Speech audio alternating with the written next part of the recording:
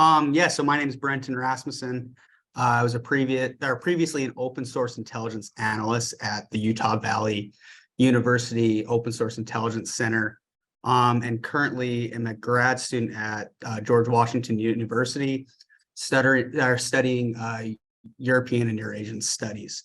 I'll pass it over to Sabrina real quick and let her introduce herself before we get started. Awesome. Yeah, so I'm Sabrina Allen. I'm currently a student at Utah State University studying international studies. And like Brenton, this last academic year, I was part of the Utah Valley University Open Source Intelligence Center, which for me was really my first time really diving into OSINT. So I'm still pretty new to this world and these skill sets, but I had the opportunity to use OSINT both in more research settings as well as to help support local law enforcement here in Utah. So back to Brenton. Awesome. So first, I'd like to thank Sabrina and I as co-authors of our publication, which our presentation is based. These were colleagues at the Open Source Intelligence Center. So thanks, Benjamin Hale, Amanda Clark, and Sage Behrens. So first off, welcome. This presentation is going to be on decoding Russian propaganda and disinformation and the role of open source intelligence. So in today's digital age, OSINT plays a pivotal role in countering misinformation and uncovering the truths behind state actors' propaganda machines. We'll explore the basics of OSINT, how Russia utilizes propaganda and disinformation in its war with Ukraine, and the OSINT tools that aid in uncovering the truth behind the Kremlin's false propaganda. So first, overall, what is OSINT? I would assume most of you attending are aware of what OSINT is, but for the purposes of this presentation, I will define OSINT and its parameters. Simply put, never evolving, open source intelligence is defined as intelligence produced by collecting, evaluating, and analyzing publicly available information with the purpose of answering a specific intelligence question. Right, and then now we'll move into propaganda. So propaganda has been a powerful tool used by leaders throughout history to control the narrative and sway public opinion. In the modern era, Russian President Vladimir Putin has used domestic propaganda to maintain his grip on power, as well as influence and public opinion, both within Russia and abroad. Putin has been able to dominate the media landscape in Russia and even in parts of Ukraine, using a combination of state control, media manipulation, and coercion to control the dissemination of information. So how does Russia utilize propaganda for its benefit? So evidence of Russian propaganda and disinformation being used in Ukraine can be tracked back to 2004, prior to the Orange Revolution, where Russia was involved in the widespread propaganda techniques in order to try to elect Viktor Yanukovych to power to maintain a pro-Russian government in Ukraine. This ultimately was unsuccessful as his opponent was elected and this propaganda failed. But this didn't stop Russia from further pursuing these techniques. And so these techniques were done through dissemination of state-sponsored media to the masses to manipulate the public opinion into voting for a specific candidate. And then, so once again, the Kremlin used this propaganda to set up the infamous annexation of Crimea, spreading the narrative of Russia liberating an ethnically Russian majority region that wished to rejoin Russia. This was ultimately successful and saw limited backlash from the international community and de-escalated what should have been considered an act of war, if it weren't for the manipulation of this narrative. Putin and the Kremlin has even used disinformation to push false claims about events within Ukraine, or even the accused war crimes the international community has placed on the Kremlin. So for example, many in the international community have placed this label of genocide on Russian operations. And the Kremlin, in reaction, has in opposition pushed the narrative back that Ukraine is conducting a genocide of Russian people, of Russian-speaking people in Ukraine. And this has created a lot of uncertainty about events within the war moving forward. especially on the battlefield in Donetsk and Luhansk. So OSINT practitioners have been conducting investigations to prevent the manipulation of events and call out the Kremlin for its lies.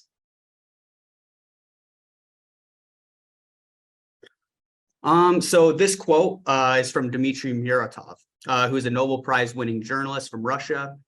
He is renowned for publishing pieces on uncovering corruption in the Kremlin and of Putin himself. The Russian government has made multiple attempts on his life and have also been successful in killing a few of his fellow journalists that he has worked with. And this is just a prime example of how the Russian government will crush any dissidents against its propaganda machine. So as for the methods of distribution of propaganda and disinformation, there's ultimately 6 main pillars that Russia uses. So the first and probably most important on the domestic plane is state-controlled media. In Russia, the government has significant control over the media. Many major news outlets are state-controlled or heavily influenced by the government. And this allows the government to shape any narrative around any major events or issues within and outside the country. And then secondly, the censorship and suppression of dissent. As we kind of touched with Dmitry Muratov, the Russian government has been known to censor, suppress media outlets, for example, Muratov's company, Moscow Times, and individuals who are critical of the Kremlin's policies. And secondly is the push within these media outlets of nationalistic and patriotic themes. Russian propaganda often emphasizes these themes and kind of the masculinity behind the Russian male population to prepare its population for going to war and fighting these conflicts abroad.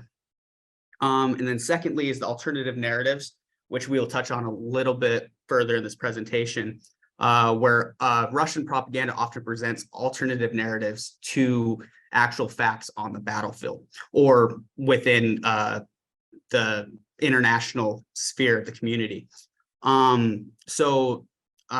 These alternative narratives about major events, particularly those that are critical of the government, for example, as we touched on previously, the 2014 annexation of Crimea. The government presented this narrative that portrayed the move as a necessary response to aggression by the Ukrainian government and Western powers alike.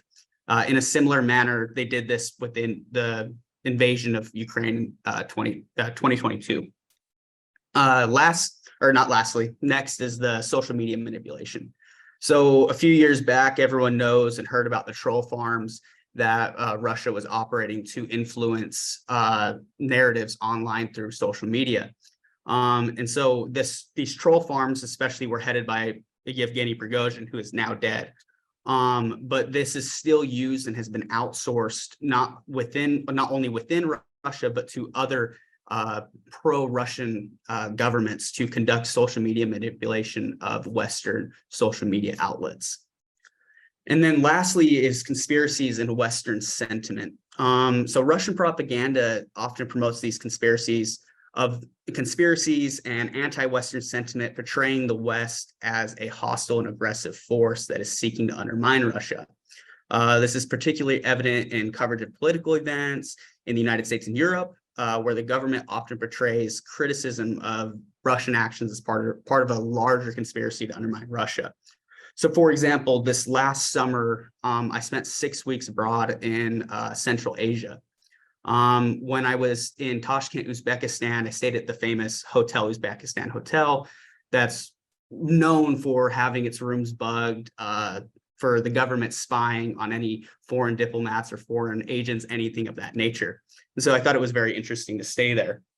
But when I turned on the TV, the only channels they were mostly in Russian, but there was one English channel, and it was the RT News outlet, which is a very popular Russian state-sponsored news channel. And so on this, as I was watching it, they were talking about the Ukrainian intelligence services conducting all these torture techniques against captured Russian soldiers and all this inhumane, just horrid and gruesome stuff that these Ukrainian intelligence service members were doing to capture Russian soldiers.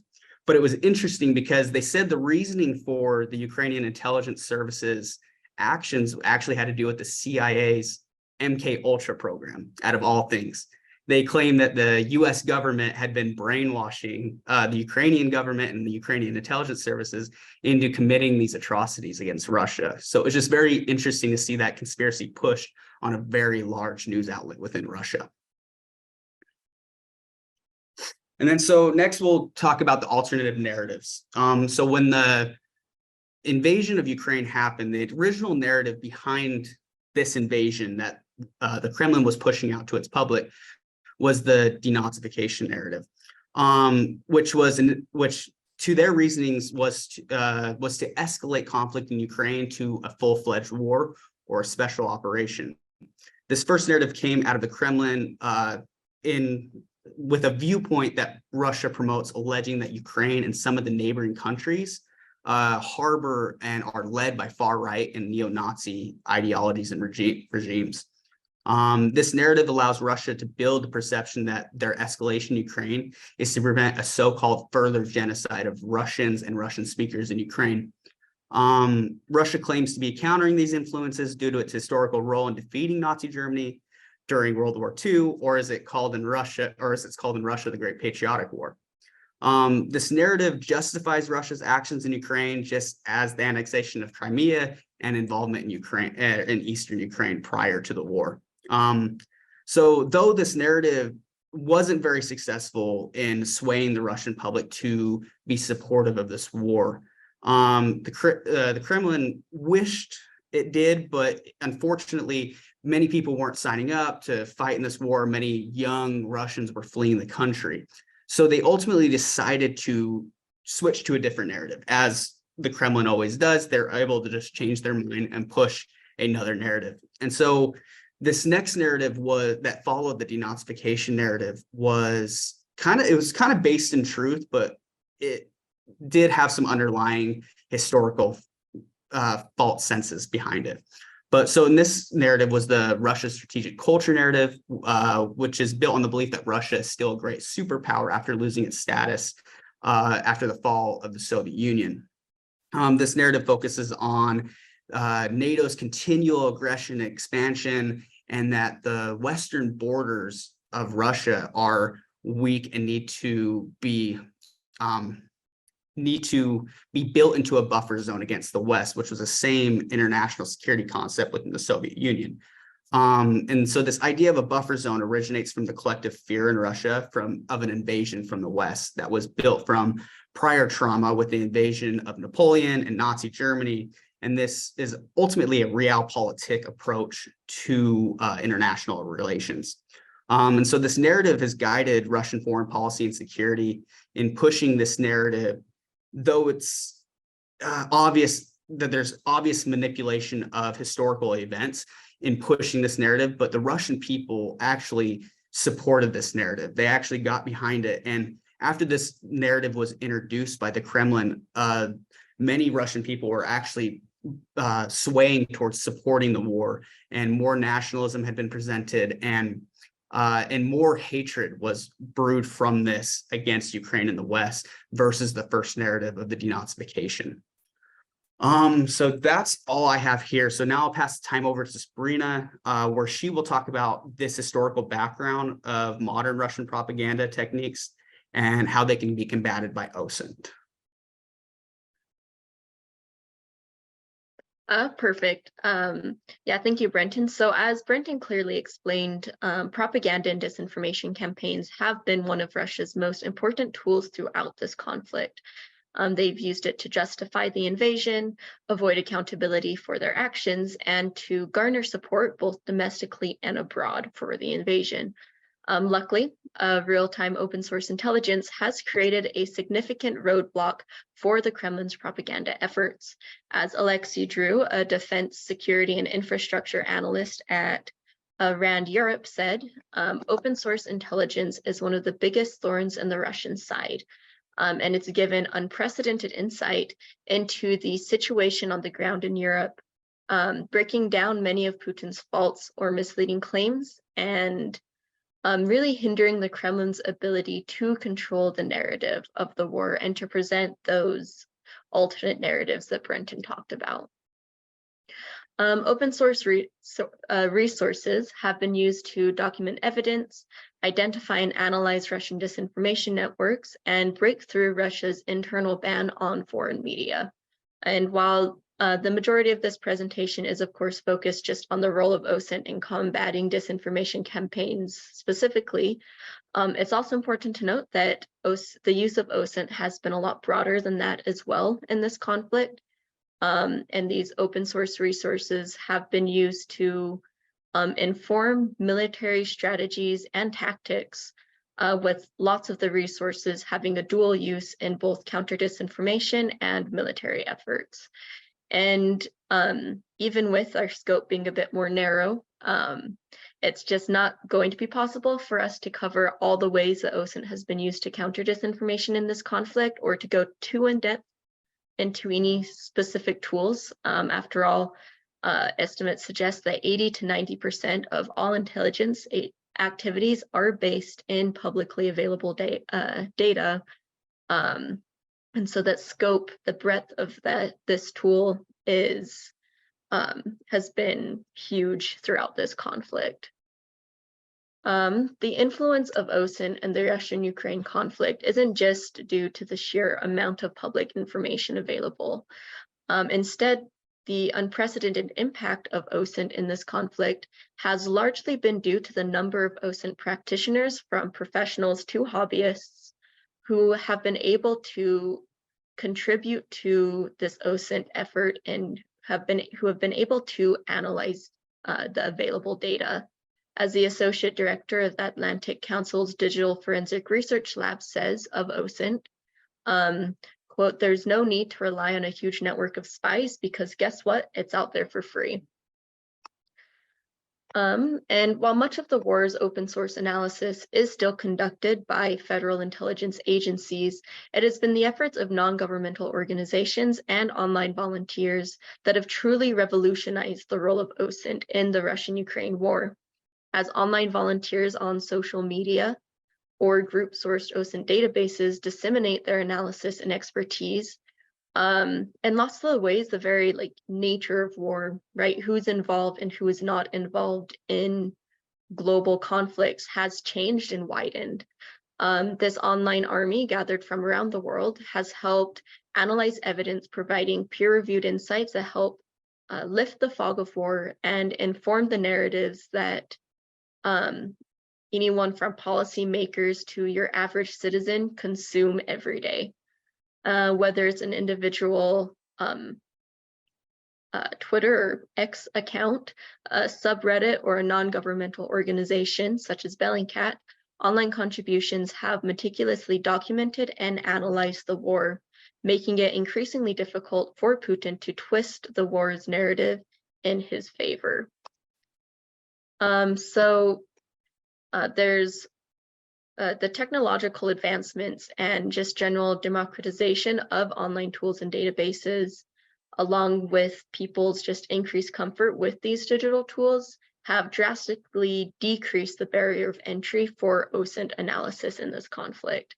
And while the ease of online communication has allowed experts from many fields to contribute to the information efforts, whether it's commercial satellite imagery or social media platforms like Telegram, there's many tools and resources that have been utilized to analyze the physical and rhetorical conflict being waged in Ukraine. And once again, there's been a lot of great presentations throughout this summit that have really gone into depth on how to use different tools, really getting into the more nitty-gritty parts of these open source tools. And just with the scope of our presentation, we unfortunately can't do that. So I'll just give kind of a more broad overview of what has been used successfully in this conflict that people can then kind of look into more with what kind of piques their interest. And so online communities, whether non-governmental organizations or social media platforms have been incredibly useful in highlighting the reality of the war and directly challenging many of Putin's claims.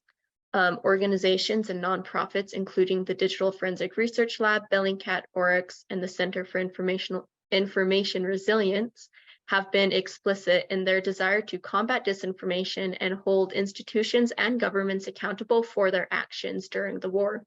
The Digital Forensic Research Lab states that their mission is to identify, expose, and explain disinformation when and where it occurs using open source research, a mission that they and many others have pursued during the Russian invasion by exposing pro-Russian propaganda channels and analyzing important social media trends emerging from the region, things that have really helped combat what Brenton mentioned with those bot farms. And then popular social media channels have also been very, very valuable assets, with Twitter and Telegram being some of the most beneficial. Our Twitter, or once again X, users have contributed to both the counterinformation and military efforts by tracking attacks, military equipment, and troop movements, analyzing video footage and photographs, and breaking down various claims and narratives circulating online. Twitter content can also be used to identify and understand Russian disinformation campaigns directly. Telegram, which is a very popular social media platform in both Ukraine and Russia, has been a valuable source of information and evidence as well, that crowdsourced databases such as OSINT Ukraine tools have been able to draw on for analysis and documentation of events.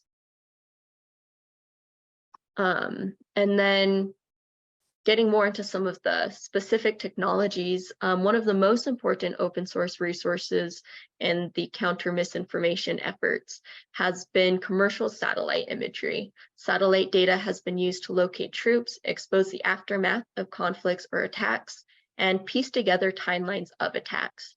And as we'll see in a case study towards the end of this presentation, satellite data has been crucial to combating the Kremlin's disinformation attempts, and has provided critical evidence documenting human rights abuses during the war and in directly pushing back against some of the alternate narratives that the Kremlin has attempted to push. And then going right along with that, mapping tools and databases have also been extremely useful to OSINT efforts in this conflict. Tools including Google Maps, Mapillary, shade maps, etc., can all be used to verify the location and timing of events in the war, data that can then inform strategic decisions and directly debunk Russian disinformation regarding troop location or actions. Various nonprofit organizations have also drawn on CCTV footage and social media posts to geolocate incidents of Russian attacks against civilians, logging the information on specialized maps that can then be used to dispute misinformation about Putin's so-called special military activities, and logging information for future war crime prosecution. Additional tools, including radios, phones, and cameras, have all played a key role in debunking mis and disinformation. CCTV cameras, dash cams, and phones have been used to document information. Radio communications have been intercepted and posted online for analysis. And phone history and contact information has been drawn on to trace and document the location of specific troops and soldiers, which in turn, once again, has been used to discredit some of Putin's claims regarding Russia's involvement in various war crimes or attacks.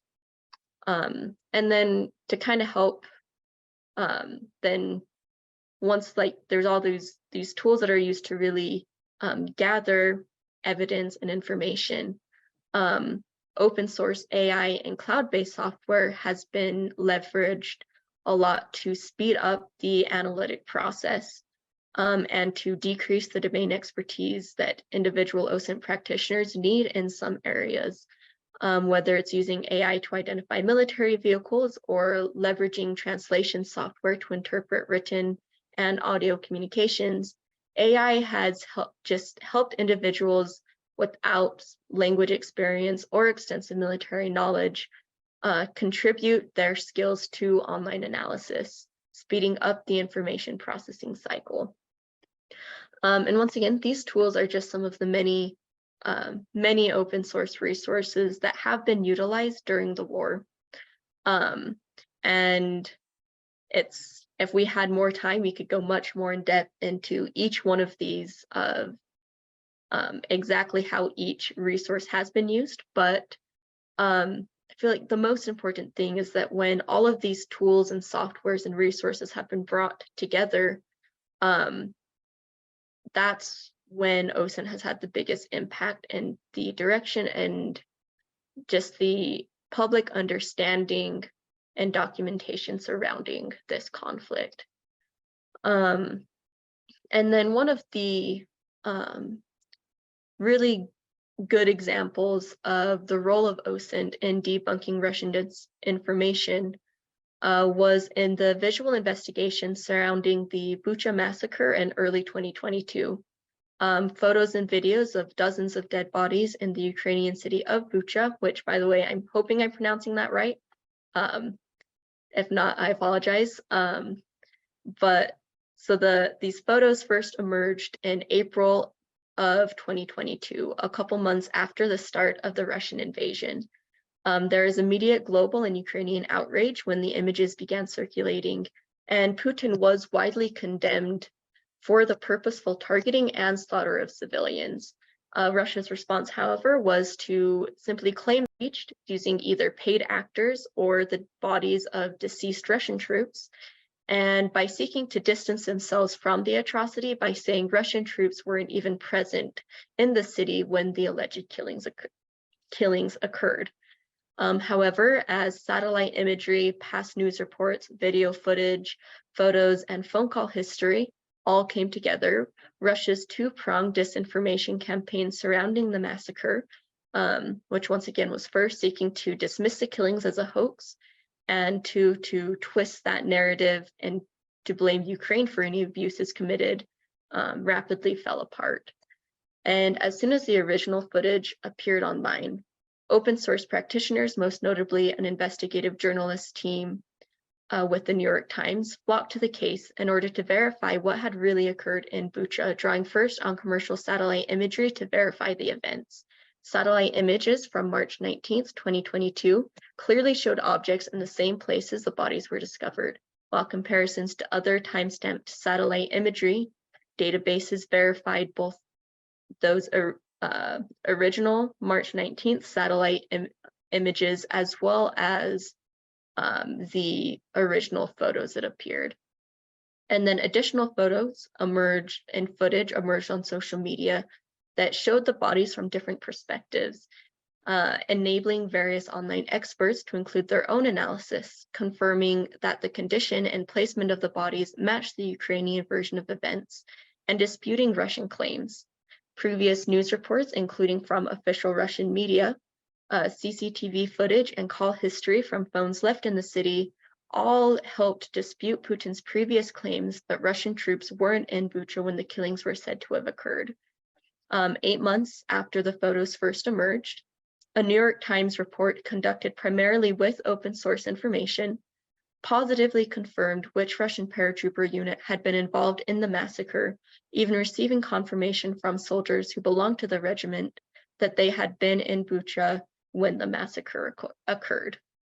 Additional eyewitness accounts and the eventual discovery of a mass grave were the final nails in the coffin of Putin's lies and deception surrounding this tragic event. And then the Bucha massacre is just one of the many instances in which open source intelligence has been used to directly combat both specific instances of mis and disinformation stemming from the Kremlin, as well as the larger overarching themes and narratives that Putin has created to justify the invasion. And moving forward in this and other conflicts, OSINT will continue to play an increasingly prominent role in counter disinformation and military efforts. Yeah, no, it's absolutely important because this is the first mass peer-to-peer conflict that we have seen in the new digital age. And So throughout history and the history of warfare, it has been well known that history is not always grounded in facts. Rather, it's the winner's interpretation of them that prevails. Now, in the digital age and with the use of OSINT, the victor doesn't get the chance to decide history and hide war crimes or hide genocide, whatever it may be, because of the digitalization of the world and the use of OSINT moving forward. Yeah, so And okay. So yeah, Brenton said it really well, that just the role of OSINT, all of these digital tools have really changed and blurred the lines of conflict in the last few years, and they set a lot of new precedences that will carry into future conflicts. As the Internet of Things and the world just becomes more connected, the role of open source intelligence in global conflicts and even regional conflicts will just continue to grow, creating new opportunities for OSINT practitioners from anywhere in the world to contribute to this understanding of the world and to help people understand what's truly happening in these conflicts, whether it's documenting war crimes or pushing back against propaganda directly. Moving forward, OSINT practitioners will have a unique opportunity to contribute to that, the transparency and environment of truth surrounding conflicts on the global stage, and will be able to help prevent victors and those in power from being the sole authors of what will someday be history. And so that is our presentation for you. We're really grateful for the chance we had to present, and we'll turn it back to Nico.